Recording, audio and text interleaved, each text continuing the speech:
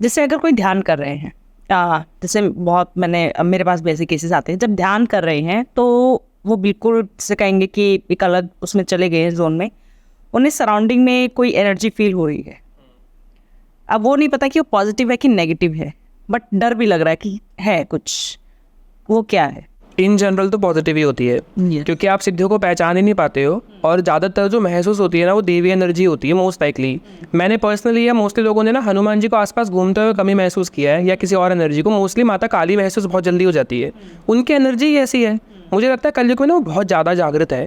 आप चाहे दुर्गा माँ का जाप करो, दर्शन काली माता के हो रहे हैं। लक्ष्मी जी का करो तो काली माता के दर्शन हो रहे हैं। लक्ष्मी तो प्राप्ति होती ही नहीं कलयुग में, लक्ष्मी माता की सिद्धि मैंने बहुत रेयर देखी है, आपके साथ है लेकिन। तो जब हम ध्यान कर रहे होते हैं तो ध्यान में क्या होता है कि हम आसपास जो महसूस कर रहे हैं वो ज़्यादातर प्रेजेंस अगर फील हो रही है ना, तो या तो माता काली है या नेगेटिव एनर्जी है। अब आप अनुभव देख लो, अगर बुरे स्वप्न आ रहे हैं बहुत ज़्यादा, स्वप्न आपको सब बता देता है। नींद नहीं आ रही, बुरे सपने आ रहे हैं, टिक मार दो नेगेटिविटी है या मलिनता है। मलिनता मतलब डस्ट। नेगेटिविटी अगर आपको छू के चली गई तो आपके पास डस्ट चिपका के चली जाएगी, फिर उसको क्लीन करना पड़ता है। कैसे क्लीन करते हैं? With the fire element. किसी भी एलिमेंट से आप क्लीन कर सकते हो। आप गंगा में स्नान करके आते हो, उससे क्या होता है? लोगों को लॉजिक थोड़ा ना पता है, ऑरा साफ होता है आपका। लेकिन आजकल लोग जाप ही नहीं करते तो ऑरा कहाँ बनेगा उनका? जिनका ऑरा बना है, गंगा स्नान करने से ऑरा एकदम चमक के बाहर आता है और सारी मैल आप माँ गंगा को दे आते हो। दूसरा तरीका होता है, दूसरा एलिमेंट फायर। फायर तो ऐसा है ये किसी को भी जला देगा, चाहे आप इसमें आप ही कूद जाओ, क्योंकि फायर एलिमेंट को ना आप कंट्रोल नहीं कर सकते, भेद नहीं करते। बिल्कुल। आप वाटर पॉल्यूट कर सकते हो, एयर पॉल्यूट कर सकते हो, लेकिन फायर एनर्जी को तो पॉल्यूट भी नहीं किया जा सकता। इसलिए हवन तो सब कुछ क्लीन कर देता है। तो मंत्र जप करने वाले व्यक्ति को जो साधना पद्धति में है, havan is very very very important, at least once a month के आपके घर में, जिससे आपके मंत्र क्लीन होंगे, ऑरा क्लीन होगा और कुंडलिनी क्लीन होगी। क्योंकि हम जैसे लोग जो रीडिंग करते हैं ना, बहुत सारे टैरो कार्ड रीडर्स में मेरे पास आते हैं, वो जब रीडिंग करते हैं तो नेगेटिविटी को अट्रैक्ट करेंगे ही करेंगे। वो बता रहे हैं सर दर्द हो रहा है तो उनको सर दर्द शुरू हो जाता है। तो इसलिए हो रहा है क्योंकि आप ना एनर्जी एब्जॉर्ब तो कर रहे हो लेकिन क्लीन करो। तो आप वंस अ वीक, अगर आप बहुत फ्रीक्वेंटली एनर्जी देखते हो या क्लीन करते हो, या आप कुछ भी नहीं करते, नॉर्मल व्यक्ति हो एक, तो कम से कम आपको क्लीनिंग करनी ही चाहिए वंस अ मंथ। कैसे करना चाहिए? अगर हवन, जैसे ऑब्वियसली वो पंडित जी को बुला के तो बहुत लंबा प्रोसेस है, खुद कैसे एक छोटा सा हवन करें? बेसिक हवन कैसे किया जाता है कि आपको ना हवन कुंड लेना है, वो भी नहीं है ना तो आप एक ईंट से बना लो, या आप कोई साफ यूटेंसिल ले लो घर का, कोई बड़ा सा बर्तन। आपको क्या करना है, उसमें ना उपला रख लेना, काउडंग केक। उपला भी नहीं है ना तो आप एक लकड़ी रख के उसके ऊपर बहुत सारा कपूर रख लो, और आसपास स्क्वायर शेप में ना जैसे ब्लॉक बना दो लकड़ियों के, सिंपल। ये भी नहीं करना है ना तो सिर्फ आप काउडंग केक को ही गैस के ऊपर रखकर अच्छे से उसको आप कर लो, जितना आप जला सकते हो, कि वो लगभग 60% बर्न हो जाए, पूरा ब्लैक हो जाएगा, तो उसमें से धुआं आना कम हो जाएगा। उसके बाद आप उसको रख सकते हो अपने हवन कुंड में, और उसके ऊपर घी डाल दो और उसे जला दो। आपने लकड़ियाँ रखनी तो लकड़ियाँ रख लो, अदरवाइज उस उपले के ऊपर भी आप छोटा सा कर सकते हो। अब आपको करना क्या है, सबसे पहले तो एक जल ले लेना है एक लोटे में छोटा सा, और उस जल को हाथ में लेके फूल से ही 3 बार घुमाना है और अग्नि देवता को स्नान कराना है। ऐसे प्रेरणा करके आप जल थोड़ा सा गिरा दोगे और अग्नि देवता का स्नान हो गया। अब आती है गणेश जी की बारी। हवन में कुछ मंत्रों की आहुति देनी बहुत बहुत ज़रूरी होती है, जिसमें से 5 देवताओं का स्थान दिया गया है। 5 देवता कौन से? गणेश जी। तो आप ओम गम गणपतये नमः उनका बीज मंत्र, या फिर ओम श्री गणेशाय नमः स्वाहा बोलकर डाल सकते हो। पितरों की जो आहुति है वो स्वधा से दी जाती है, और स्वाहा की आहुति दी जाती है नॉर्मल। मेरा मानना ऐसा है कि अगर आप भगवान को दे रहे हो तो भगवान ऑटोमेटिकली पितरों को दे देते हैं, तो हम सिर्फ स्वाहा बोलकर ही आहुति डालते हैं। तो गणेश जी की मिनिमम 2 मैक्सिमम 11, या ज़्यादा जाप करते हो तो 108 भी डाल सकते हो। मैं सिर्फ 11 या 2 ही डालने को मेनली कहता हूँ। तो आपने डाल दिया, अब गणेश जी का हो गया पूरा।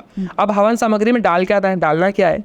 तो या तो हवन सामग्री का पैकेट आता है, उसमें कहा जाता है कि 3 चीज़ें मिलानी बहुत ज़रूरी होती है, कि आपको सबसे ज़्यादा डालना होता है काला तिल, उससे आधा डालना होता है जौ, उससे आधा डालना होता है चावल।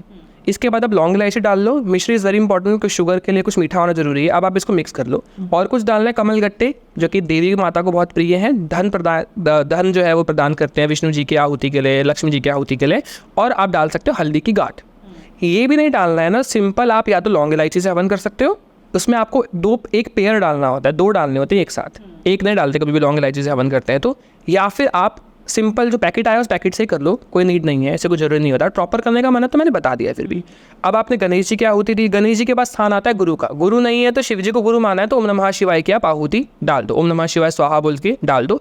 स्वा बोलते वक्त अग्नि का मुख खुलेगा, हा बोलते वक्त बंद हो जाएगा, इसी बीच डालना है। ऐसा नहीं ओम नमः शिवाय पे डाल दिया बाद में स्वाहा बोल रहे हो। और इस वक्त ना आप लोगों को मैं जनरली बोलता हूँ मन में जाप करो। मन में क्यों जाप करने को बोलता हूँ ये भी डिस्कस कर लेंगे, लेकिन बहुत से लोग इस हवन करते वक्त भी मन में बोलते हैं। हवन करते वक्त स्वाहा तो बहुत चिल्ला के बोलना होता है और मंत्र भी बोलकर ही करा जाता है, या फिर स्वाहा तो बोलो ही। अगर कोई गुप्त मंत्र है, बहुत सारे लोग बैठे हैं, तो मंत्र मत बोलो, लेकिन स्वाहा तो बोलना है और सबको बोलना है, भले किसी को मंत्र ना आता हो। स्वाहा बोल के डाला जाता है।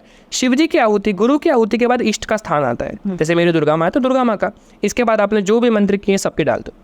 अब इसके बाद पंच देवता इंपॉर्टेंट है, गणेश जी इंपॉर्टेंट है, भगवान सूर्य इंपॉर्टेंट है, आदित्य, ओम ह्राम ह्रीम ह्रोम सहा सूर्याय नमः स्वाहा।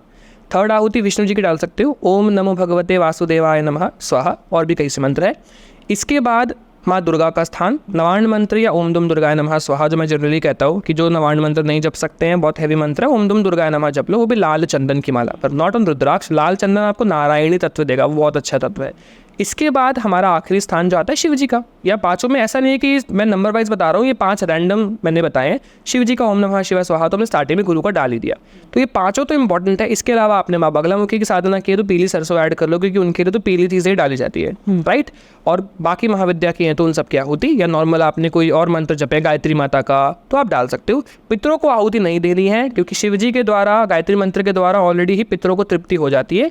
और हवन करते वक्त में प्रार्थना करो कि मेरे कोई भी शत्रु है तो आप उन्हें दूर करना, नवार्ण मंत्र बोल के स्वाहा बोल के डाल दिया। मेरे साथ कोई भी नेगेटिव एनर्जी है तो वो सदैव मुझसे दूर रहे, मेरे पिताजी का नाम बोलकर, माताजी का नाम बोल के सबकी प्रार्थना करके हवन करना चाहिए, सबको उसका फल प्राप्त होता है इससे। और जो जो आप बोलोगे वो उस वक्त हवन में आपकी सिद्धियां कर रही होंगी भोग ग्रहण करने से, लेकिन नेगेटिविटी भी भोग ग्रहण कर सकती है, इसलिए मंत्रों द्वारा किया जाता है। और कोशिश करनी चाहिए कि हवन जब आप कर रहे हो तो बाहर ना गिरे, अगर बाहर गिर रहा है ना आपका भोग सारा, तो वो बाहर वाला सब नेगेटिविटी ले जाती है, इसलिए हवन कुंड के अंदर जाए, जितना बाहर जाएगा तो वो सब नेगेटिविटी ग्रहण करती है, इसलिए इस बात का ध्यान रखना चाहिए।